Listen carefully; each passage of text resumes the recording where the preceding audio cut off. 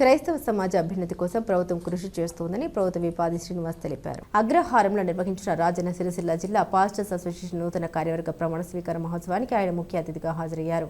ఈ సందర్భంగా ఆయన మాట్లాడుతూ క్రైస్తవులకు ఎలాంటి సమస్యలు వచ్చినా తాను అండగా ఉంటామని తెలిపారు. సమాజంలో మత సామరస్యాన్ని కాపాడుతూ క్రైస్తవులు ఐక్యంగా ముందుకు సాగాలని కోరారు. ఈ కార్యక్రమంలో జిల్లా పాస్టర్స్ అసోసియేషన్ అధ్యక్షుడిగా జీవన్ ఇండియా ప్రమాణ స్వీకారం చేశారు. ఆయనతో పాటు నూతన కార్యవర్గ సభ్యులు కూడా బాధ్యతలు స్వీకరించారు.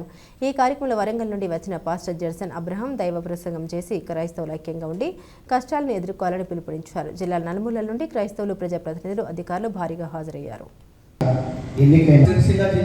రాజన్న సిరిసిల్ల జిల్లా పాస్టర్స్ అసోసియేషన్ ద్వారా నిర్మితమైన సభ్యుడిగా ఉన్నప్పుడు, మండల పరిషత్ అధ్యక్షుడు ఉన్నప్పుడు, దేవుడు రాజన్న ఆలయానికి సంబంధించి అధ్యక్షుడు ఉన్నప్పుడు అనేక సందర్భాల్లో మనకు సంబంధించినటువంటి కార్యక్రమాల్లో పాల్గొనడం. ఈరోజు డిసెంబర్ 25 వచ్చిందంటే ఈరోజు క్రిస్మస్ వేడుకల్లో పాల్గొని మీకు శుభాకాంక్షలు చెప్పడం కాదు, ఎక్కడ ఎవరికి ఏ ఇబ్బంది వచ్చినా అది మన ఇబ్బందిగా భావించి మీతో కలిసి ప్రయాణం చేస్తున్న సందర్భంలో మీ అందరి ఆశీర్వాదం దొరికింది, ప్రజల ఆశీర్వాదం దొరికింది. సాధించడం దేవుడికైనా దేవుడికి అవకాశం ఇచ్చిన వ్యక్తిగా ఈరోజు ఈ ప్రాంతంలో ఉన్నటువంటి సమస్యల పరిష్కారం కోసం కానీ ఆ కష్టాలను తట్టుకొని ఆ కష్టాన్ని నివారిస్తూ ముందుకు పోయినటువంటి సందర్భంలోనే మన జీవితానికి వాడుతూ ఉంటుంది.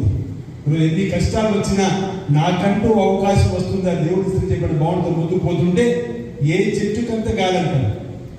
అందరూ సర్పంచులు కావాలంటే కాలేరేమో, అందరు ఎంపీపీలు కావాలంటే కాలేరేమో, అందరు ఎమ్మెల్యేలు కావాలంటే కాలేరేమో. కానీ తమ జీవిత ఆశయంలో మనకు సామెత ఏ చెట్టుకంత నీడాలి, చెట్టును బట్టి కూడా నీడిచ్చే విధంగా మనం కోరుకున్నటువంటిది